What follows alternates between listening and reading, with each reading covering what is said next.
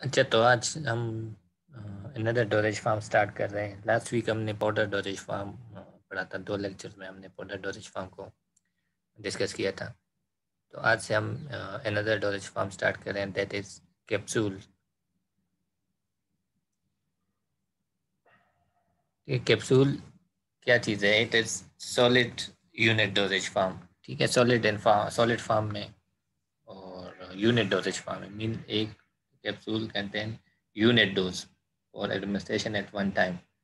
Unlike the liquid doses form, जैसा कि syrup है या सस्पेंशन है, तो वो यूनिट डोजेज फार्म नहीं है। उसमें ओवरऑल सारे डोजेज एक ही बोतल में होते हैं। फिर at the time of administration या इनटेक आप उसी से ट्रांसफ़र करते हैं और इनटेक करते हैं। लेकिन कैप्सूल या टेबलेट दोनों यूनिट डोजेज फार्म में मीन एक कैप्सूल एट वन टाइम। तो ईच जो यूनिट डोज है वो इट में contain in single capsule and और सिंगल टेबलेट। अच्छा, solid dosage form, they are easily and efficiently produced in the pharmaceutical industries। और फिर ये कि इसकी जो पैकेजिंग है सॉलिड डोजेज फार्म की, वो इजी है, शिपमेंट इसकी इजी होती है और वो लो कॉस्ट पे होती है। लेस ब्रेकेज इसकी चांसेस हैं as compare to the oral liquid. Oral liquid में अगर हम पैकेजिंग करेंगे तो बोतल वगैरह ग्लास बोतल यूज़ करते हैं, तो देयर इज़ अ चांस कि जो ड्यूरिंग ट्रांसपोर्टेशन या शिपमेंट ब्रेकेज हो सकती है। लेकिन इसके आगे अपोजिट जो सॉलिड यूनिट डोजेज फॉर्म है, टैबलेट्स हैं, सिप है, ब्लिस्टर है या कैप्सूल्स हैं, तो वो उसमें ब्रेकेज के चांसेस बहुत ही कम है, because we are administering it in package it in the form of blister या कैप्सूल।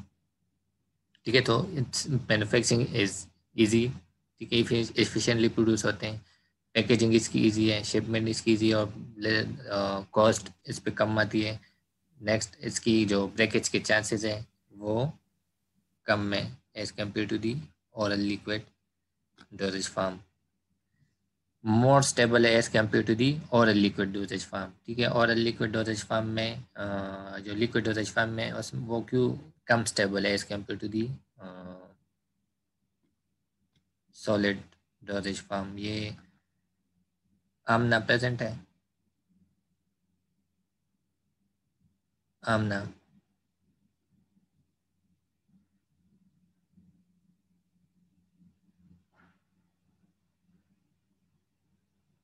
अच्छा, बिलाल शहजाद, यस सर। ये रीज़न आपको पता है? ये जो लिक्विड और लिक्विड डोरेज फार्म में उसकी स्टेबिलिटी क्यों कम है as compare to the solid dosage form? कोई आइडिया है आपको? सर रिपीट करें। सॉल लिक्विड डोरेज फार्म की स्टेबिलिटी क्यों कम है as compare to the solid dosage form? Search करना है या क्या करना है? सर्चिंग इस सर जो अपना ही रहे, वो आइडिया बता रहे। ये सर लिक्विड में जो है मॉलिक्यूलर अट्रैक्शन कम होती है और सॉलिड में मॉलिक्यूलर अट्रैक्शन ज्यादा होती अच्छा, ठीक है। सदफ और ऑक्सीडेशन वगैरह सदफ नहीं होते हैं sir Sadaf Nawaz foreign present. में। सदफ नवाज प्रेजेंट है।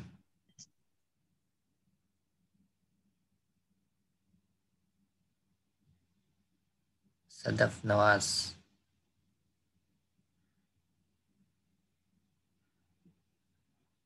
ऑनलाइन तो है लेकिन क्लास में नहीं है। डिजिटली प्रेजेंट है, मेंटली नहीं है।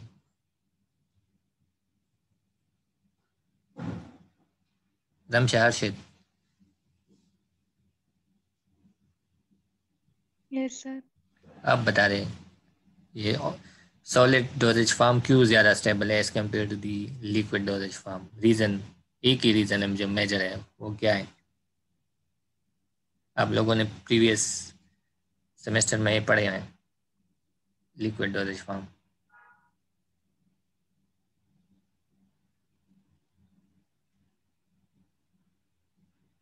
सर इनकी शेल्फ लाइफ ज्यादा होती है इस वजह से। तो क्यों? रीज़न क्या है? शेल्फ लाइफ तो इस वजह से ज़्यादा होगी, ज़्यादा स्टेबल है ना, वो क्यों?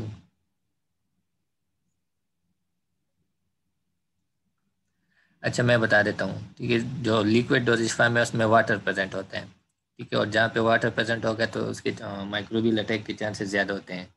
तो liquid dosage form is more prone to microbial attack. लेकिन जो सॉलिड डोजेज फॉर्म में टैबलेट है, कैप्सूल है, उसमें वाटर प्रेजेंट नहीं, ड्राई फॉर्म में। तो dry form is more stable because water present नहीं है, तो माइक्रोबियल अटैक के चांसेस कम है। तो that's why it is more stable as compare to the liquid dosage form. और अगर स्टेबल है तो शेल्फ लाइफ इसकी ज़्यादा होगी। दूसरा अनदर जो फ़ायदा है, एडवांटेज है सॉलिड यूनिट डोजेज फॉर्म की, नो नीड ऑफ स्पून या मेजरिंग डिवाइस, ठीक है। जिस तरह और लिक्विड के केस में आपको स्पून चाहिए, कोई मेजरिंग डिवाइस चाहिए और इनटेक ऑफ द मेडिसिन की कैलकुलेटेड क्वांटिटी हो, इस केस में ज़रूरत नहीं है। टैबलेट पे ऑलरेडी लिखा होता है each tablet contain this much amount of drug, ठीक है। तो कैप्सूल या या टैबलेट है या सॉलिड यूनिट डोजेज फॉर्म में वो ऑलरेडी मेजर्ड क्वांटिटी प्रेजेंट है और आप उस टाइम ले लेते हैं। Another advantage, more capsule or tablet are tasteless when swallowed, ठीक है। जो बिटर टेस्ट ड्रग्स हैं, अगर उसको लिक्विड फॉर्म में आप एडमिनिस्टर करेंगे तो इजी वो फीलिंग नहीं आएगी, ठीक है। लेकिन टेबलेट या कैप्सूल टेस्टलेस होते हैं जब आप उसको स्वेलो करते हैं।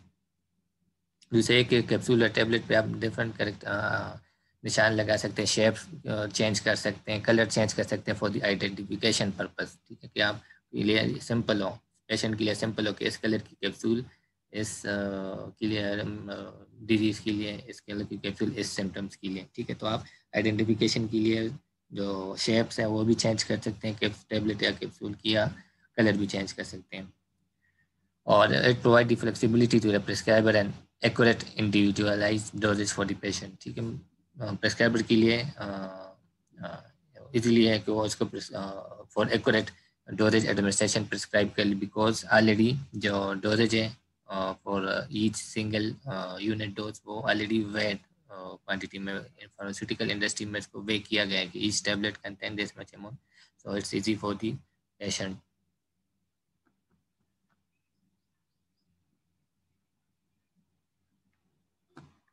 अच्छा कैप्सूल दे ये जो हमने जो एडवांटेजेस पढ़ी हैं ये सारी सॉलिड टीम में जो सॉलिड यूनिट डोजेज फॉर्म की है, ठीक है। तो capsule solid unit dosage form contain capsule या टेबलेट्स। तो कैप्सूल क्या चीज़ है? सॉलिड डोजेज फॉर्म में मेडिसिनल एजेंट या inner substances are enclose in a small shell of gelatin. जो कैप्सूल का शेल होता है वो जेलेटिन से बना होता है, विच इज प्रोटीन। तो जेलेटिन के शेल होता है, उसमें एक्टिव इंग्रेडिएंट और एक्सिपिएंट्स वगैरह ऐड कर लेते हैं और डिस्पेंस करते हैं टू द पेशेंट या पैक करते हैं इन द फार्मास्यूटिकल इंडस्ट्री। जो फार्मासिस्ट है वो normally hard gelatin capsule use करते हैं for the extemporaneous compounding of prescription, ठीक है। अगर कम्युनिटी फार्मेसी है तो उसमें वो हार्ड जेलेटिन कैप्सूल सिंपल है, इजी फिलिंग होती है इसकी, बाय हैंड वो उसकी फिलिंग करते हैं और वो एडमिनिस्टर कर सकते हैं। फार्मास्यूटिकल इंडस्ट्री में भी कैप्सूल बनते हैं, ठीक है। तो वो दो टाइप्स के होते हैं जो फार्मास्यूटिकल इंडस्ट्री में होते हैं। जो जेलेटिन के यूज़ होते हैं कैप्सूल, जेलेटिन कैप्सूल, वो टू टाइप्स के हैं, हार्ड या सॉफ्ट, ठीक है। डिपेंड ऑन दी कंपोजिशन, या हार्ड जेलेटिन कैप्सूल होंगे या सॉफ्ट जेलेटिन कैप्सूल होते हैं। जो शेल होगा वो या 2 पीसेस पे मुश्तमिल होगा, ठीक है, या 2 पीसेस होंगे इसमें, बॉडी और कैप, ठीक है। जो दो पार्ट्स होते हैं ऑफ द कैप्सूल जो एक दूसरे से सेपरेट होते हैं, ठीक है। तो एक बॉडी कहलाता है और एक उसका कैप कहलाता है। और या सिंगल पीस भी हो सकते हैं कैप्सूल, और वो सॉफ्ट जेलेटिन कैप्सूल कहलाते हैं। और जो हार्ड जेलेटिन कैप्सूल है वो नॉर्मली पाउडर के लिए यूज़ होता है, ठीक है। पाउडर या ड्राई जो सब्सटेंसेस है वो हार्ड जेलेटिन कैप्सूल में प्रिपेयर किए जाते हैं या डिस्पेंस किए जाते हैं। और जो कि लिक्विड सब्सटेंसेस हैं वो सॉफ्ट जेलेटिन कैप्सूल में डिस्पेंस किए जाते हैं या मैन्युफैक्चर किए जाते हैं। 2 piece capsule are known as hard shell capsule and 1 piece capsule are known as soft shell capsule.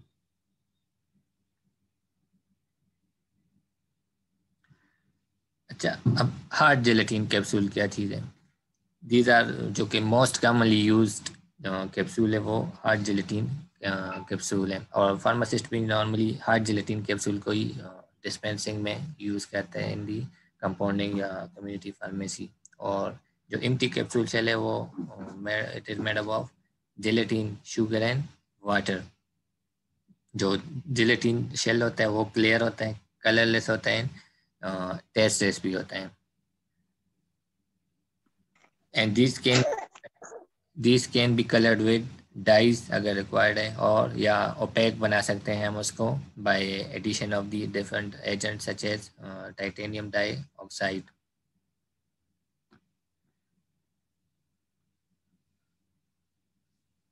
Gelatin is obtained by the partial hydrolysis of collagen obtained from the skin,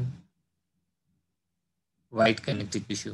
ठीक है, जो gelatin use होता है इन दी preparation of the capsule, वो किधर से मिलता है, वो किधर से प्रिपेयर किया जाता है, क्योंकि जिलेटिन खुद भी एक इंग्रेडिएंट है, प्रोटीन है, तो वो किधर से, सोर्स उसका क्या है, सोर्स इसका कोलेजन जो स्किन से ऑब्टेन करते हैं, उसको पार्शली हाइड्रोलाइज करते हैं।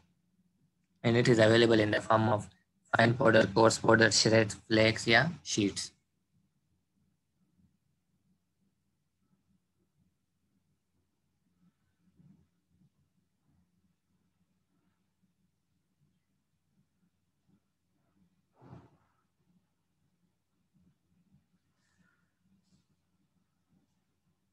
अच्छा, gelatin stable in air when dry.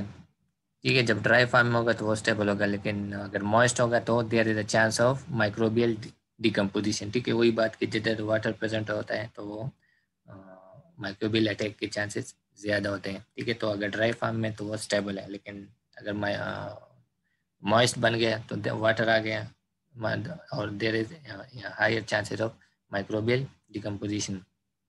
Normally hard gelatin capsule contain 13% to 16% of the moisture. ठीक है, जो जिलेटिन कैप्सूल होते हैं उसमें normally 13 to 60% of the moisture present होता है, जो कि एक्सेप्टेबल रेंज में है।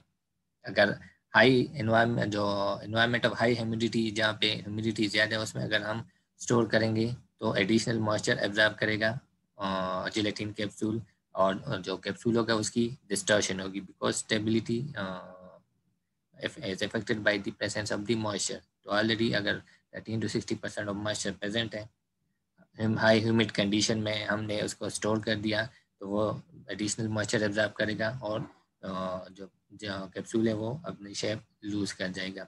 लेकिन अगर ड्राई कंडीशन में स्टोर करेंगे, ठीक है, जो स्टोरेज कंडीशन है वो ड्राई होगी, ड्राई एरिया में हम स्टोर करेंगे तो जो जिलेटिन है वो अपनी मॉइस्चर को लूज कर जाएगा और वो ब्रिटल बन जाएगा, और वो ब्रिटल मीन कि वो इजीली ब्रेक होगा। ठीक है, तो दोनों केसेस में इट इज़ अनडिजायरेबल कि हम या हाई ह्यूमिड कंडीशन में भी स्टोर नहीं करना और ड्राई कंडीशन में। और रीज़न आपको बता दिया कि या ब्रिटल हो जाएगा इन ड्राई कंडीशन, या शेप चेंज हो जाएगी, इन डिस्टॉर्शन हो जाएगी in the presence of the moisture. ठीक है, तो जो कैप्सूल होते हैं it is sensitive to moisture, तो नॉर्मली जो कंटेनर होता है उसमें डेसिकेंट ऐड करते हैं। ठीक है, which absorb the moisture, atmospheric moisture. ठीक है, तो डेसिकेंट इसलिए ऐड करते हैं in the container of the capsule की वो एब्जॉर्ब कर सके मॉइस्चर को, और वो मॉइस्चर अंदर ना जाए इनटू द कैप्सूल, या जिलेटिन ऑफ द कैप्सूल में एंटर वो ना हो। जो कॉमनली यूज जिलेटिन है वो सिलिका जेल है, क्ले एंड एक्टिवेटेड चारकोल है।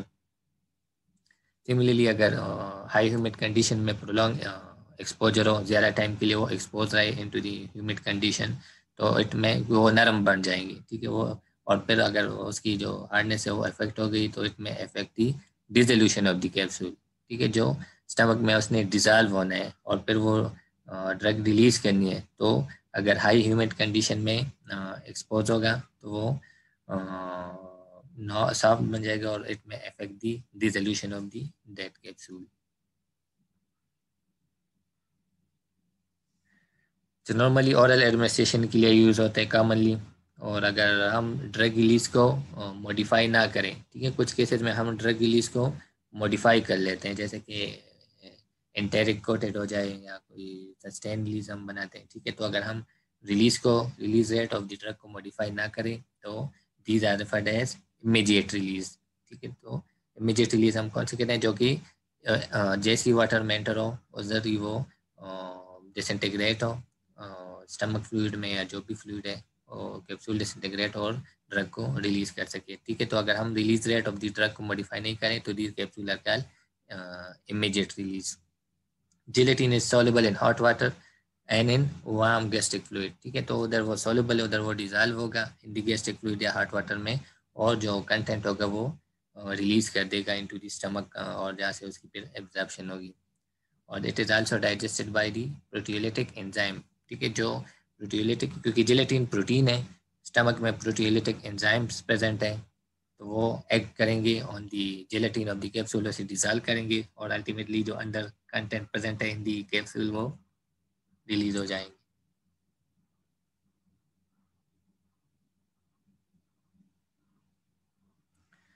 अच्छा, कैप्सूल साइज ऑफ दी, जो हार्ड जेलेटिन कैप्सूल है उसके साइजेस किस तरह हैं, किस साइजेस में अवेलेबल है फॉर दी, जो नॉर्मली जो साइज है वो हम डिपेंड करता है कि कौन सा साइज यूज़ करना है, वो डिपेंड करता है कि कितने अमाउंट ऑफ द मटेरियल आपने इनकेप्सुलेट करनी है, ठीक है।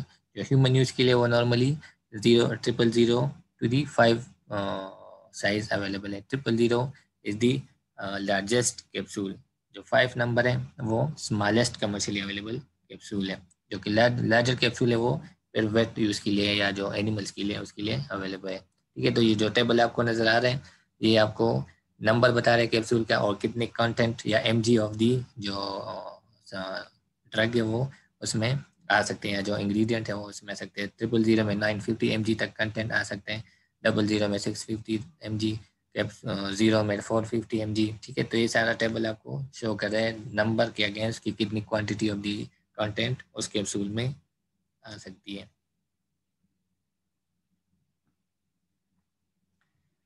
अच्छा, preparation of the filled hard gelatin capsule, ठीक है। हार्ड जेलेटिन कैप्सूल कौन से थे हमने जो स्टार्ट में पढ़े, जो it consist of the body and cap, जो 2 पीसेस पे मुश्तमिल होते हैं, और these are use for the dry powder form ingredients के लिए यूज होते हैं।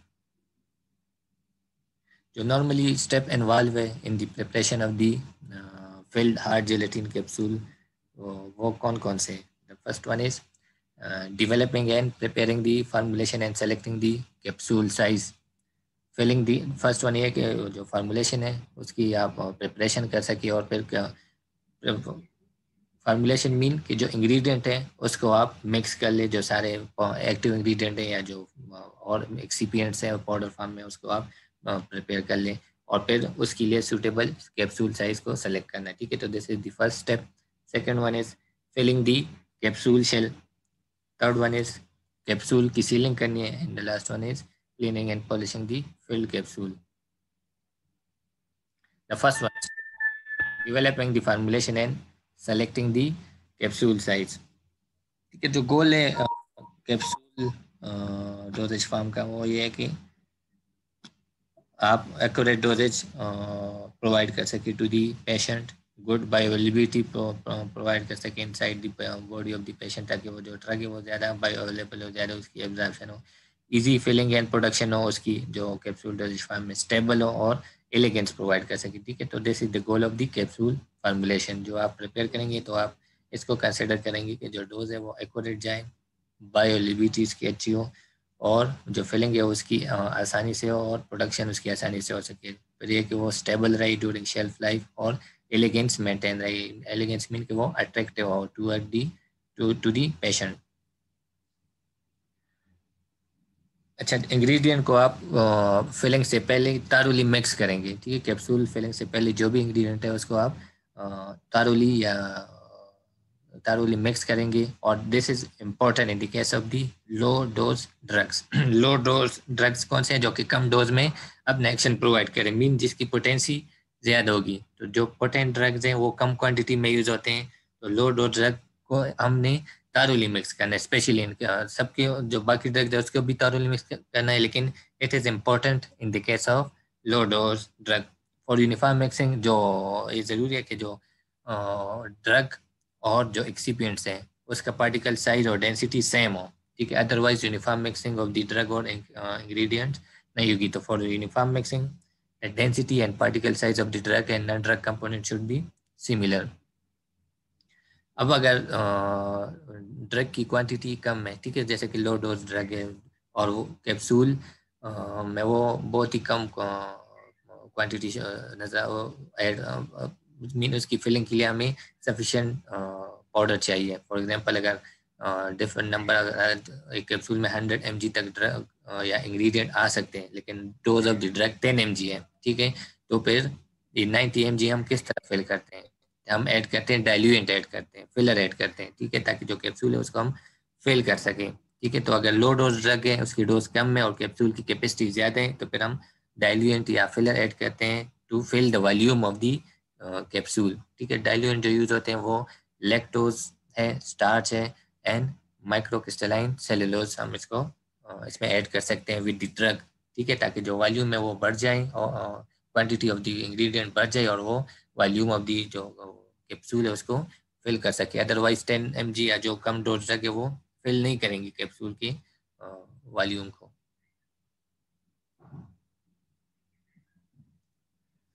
अच्छा, डिसइंटीग्रेंट ऐड करते हैं, ठीक है, to assist the breakup of the capsule, ठीक है। कैप्सूल ने उधर स्टमक में जाके डिसइंटीग्रेट होने टूटता है, ठीक है। तो नॉर्मली डिसइंटीग्रेंट ऐड करते हैं कॉमनली, ताकि जो स्टमक में कैप्सूल चला जाए तो उधर वो असिस्ट कर सके, हेल्प कर सके in the breaking of the capsule, और फिर वो उधर कंटेंट को रिलीज कर सके।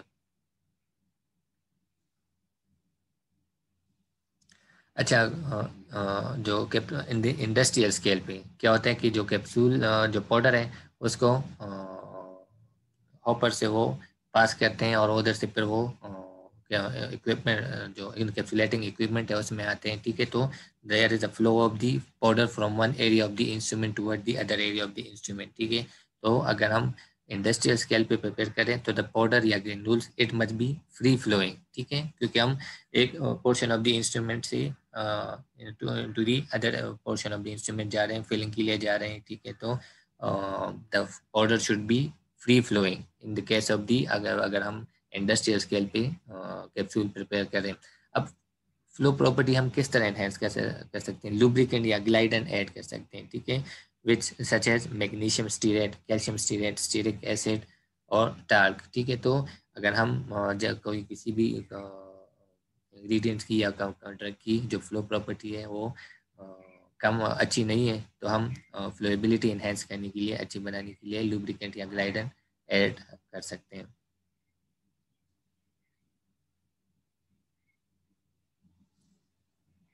अच्छा, कुछ केसेस में जो स्मॉल टैबलेट्स हैं या स्मॉल कैप्सूल है उसको हम इंसर्ट करते हैं इनटू दी कैप्सूल शेल, ठीक है। मीन के अब इस केस में कुछ जो टैबलेट है हम उसको पाउडर की जगह टैबलेट को ही, या पाउडर की जगह कैप्सूल को ही हम कैप्सूल के अंदर डाल रहे हैं। अच्छा, अब ये क्यों हम कर रहे हैं, ये किस वजह से हम कर रहे हैं, पाउडर क्यों नहीं डाल? तो ये क्योंकि जो ड्रग्स हैं जो कि इनकम्पेटेबल है, दो ड्रग्स केमिकली रिएक्ट कर रहे हैं आपस में, तो उसको सेपरेट बनाने के लिए कि हम जो ड्रग है एक ड्रग की टैबलेट बनाई, फिर दूसरी ड्रग की टैबलेट बनाई, या एक ड्रग की कैप्सूल बनाई छोटे, दूसरी ड्रग की छोटे कैप्सूल बनाई, और फिर एक ही कैप्सूल में दोनों ड्रग की टैबलेट्स इनकैप्सुलेट कर सकें, या एक ही कैप्सूल में दोनों ड्रग्स की स्मॉल कैप्सूल ऐड कर सके, ताकि एक ड्रग दूसरे से सेपरेट हो। देयर इज अ बैरियर कि दो कैप्सूल हमने यूज़ किया और फिर उसी को फर्दर बड़े कैप्सूल में डालें। अच्छा, मॉडिफाइड रिलीज पैलेट्स भी नॉर्मली जो कोटेड पैलेट्स हैं जो कि मॉडिफाइड रिलीज है, जिसकी रिलीज रेट को हमने मॉडिफाई किए हैं, तो वो भी कॉमनली कैप्सूल सेल में इनकॉर्पोरेट करते हैं और फिर वो उधर जाके रिलीज करते हैं स्टमक या जीआईटी ट्रैक में, और मैक अवेलेबल करते हैं ड्रग को for the absorption.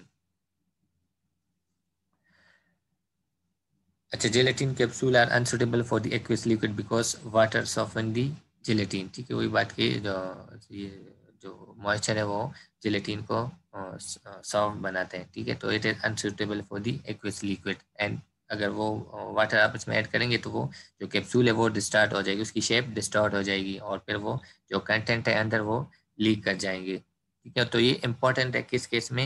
Eutectic mixture of the drugs के केस में ज़्यादा इंपॉर्टेंट है, ठीक है। ये प्रीवियसली अपने पाउडर के फॉर्म में पढ़ा, यूटेक्टिक मिक्सचर कौन से हैं जो कि मिक्सिंग पे वाटर प्रोड्यूस करते हैं, लिक्विफाई होते हैं, ठीक है। तो अगर ऐसे मिक्सचर को ऑफ द पाउडर को जो कि मिक्स करेंगे तो वाटर प्रोड्यूस करते हैं या लिक्विफाई होते हैं, तो उस केस में अगर वो वाटर प्रोड्यूस करेंगे इन दी कैप्सूल तो वो वाटर या लिक्विफेक्शन कैप्सूल शेल को डिस्टॉर्ट कर देगा, उसकी शेप को डिस्ट्रॉय कर देगा। तो उस केस में फिर ज़रूरी है कि हम डाइल्यूएंट ऐड कर ले इन दी पाउडर, ठीक है, या एब्जॉर्बेंट जो कि वाटर को जो प्रोड्यूस होगा due to the mixing of the eutectic mixture या ड्रग्स, तो उसको एब्जॉर्ब कर सके और contact of the water come with the capsule shell.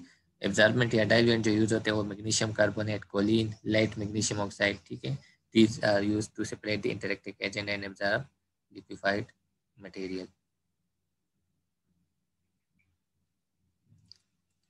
अच्छा, जो कैप्सूल साइज सेलेक्ट करना है, ठीक है, ये सारी बातें जो हम कंसिडर डिस्कस करें ये under the heading of developing the formulation and selecting the capsule size, ठीक है। ये सारी फॉर्मुलेशन या जो पाउडर फॉर्म में उसमें आप लोगों ने कंसिडर करनी है before filling of the capsule, ठीक है। कैप्सूल साइज अब आपने सेलेक्ट करना है तो वो डिपेंड करते हैं कि फॉर्मुलेशन किस तरह है, उसकी रिक्वायरमेंट क्या है, डोज कितनी है, ठीक है, या डेंसिटी ऑफ द ड्रग या अदर कंपोनेंट कितनी है, ठीक है। तो ये डिपेंड करते हैं डोज ऑफ द ड्रग पे या क्वांटिटी ऑफ द ड्रग पे या डेंसिटी ऑफ द पाउडर पे कि वो हमने कौन सा कैप्सूल साइज सेलेक्ट करना है। ज़्यादा क्वांटिटी है तो हायर लार्जर कैप्सूल होगा, कम क्वांटिटी है तो कम साइज वाला कैप्सूल होगा, ठीक है। डाइल्यूएंट हम ऐड कर सकते हैं अगर कैप्सूल जो डोज है ऑफ द ड्रग वो टू लो है, ठीक है, बहुत ही कम है, तो फिर हम डाइल्यूएंट ऐड कर दें ताकि कैप्सूल की वॉल्यूम को हम फिल कर सकें, ठीक है। तो this was the first step of the preparation of the filled hard gelatin capsule. Another one is filling of the hard capsule shell, ठीक है। Previously developing of the formulation था, जो पाउडर था या जो इंग्रेडिएंट थी उसकी मिक्सिंग थी और सारे फैक्टर्स कंसिडर करने थे। अब उस पाउडर को फिल करना है, ट्रांसफर करना है to the capsule shell.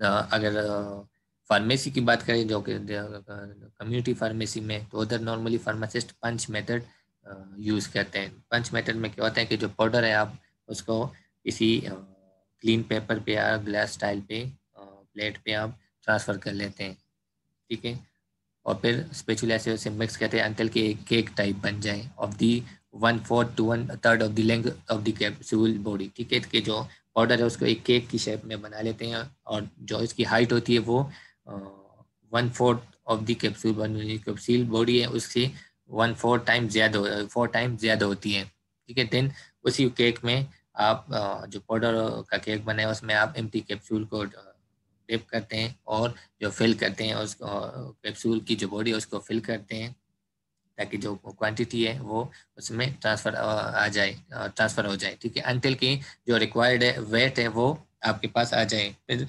Cap करते हैं, ठीक है, वे करते हैं और फिर कैपिंग करते हैं, मीन इसके ऊपर कैप डाले रहे because the hard gelatin capsule contain 2 portion body and cap. तो बॉडी में आप फिलिंग करते हैं by punch method in the cake of dipping in the cake of the powder, ठीक है, और फिर देन वे करते हैं और फिर कैपिंग करते हैं।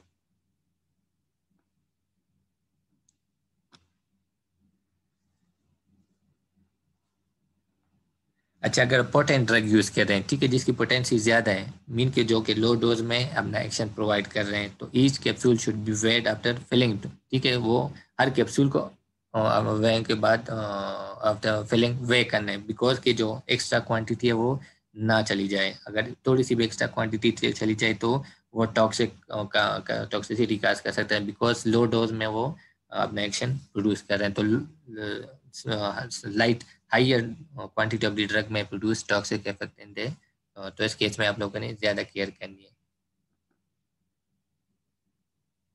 अच्छा, अब जो इंडस्ट्रियल स्केल पे है तो मशीन डेवलप है जो कि ऑटोमेटिकली कैप को सेपरेट करती है from the empty capsule, body को फिल करती है, फिर एक्सेस पाउडर है उसको स्क्रैप करती है, हटा देती है, फिर रिप्लेस करती है कैप और मीन की कैप को फिर उसके ऊपर डाल लेती है बॉडी के ऊपर और फिर सील कर देती है, ठीक है, फिर लास्ट स्टेप पे उसको क्लीनिंग करती है। एक नॉर्मली जो इंडस्ट्रियल मशीन है वो 1,65,000 कैप्सूल पर आवर तक इस तरह प्रिपेयर कर सकते हैं जो इंडस्ट्रियल स्केल पे अवेलेबल है। अच्छा, ये मुझे वार्निंग मिल गई है, इसकी जो लिमिट है 40 मिनट्स वाली है इसकी मीटिंग की, जूम की, तो ये मीटिंग मैं अभी एंड कर रहा हूँ। 1 मिनट के बाद या 1-2 मिनट के बाद आप लोग ये वही आईडी और पासवर्ड यूज़ करके फिर से लॉगिन हो जाए, ठीक है, क्योंकि फिर वो दरम्यान में क्लोज हो जाएगा। तो अभी इस तरह एक मैं अभी बेहतर यही है कि अभी मीटिंग एंड करके न्यूज़ स्टार्ट कर लेता हूँ, ठीक है। 1 मिनट के बाद आप लोग फिर से यही आईडी और पासवर्ड यूज़ करके लॉगिन हो जाए।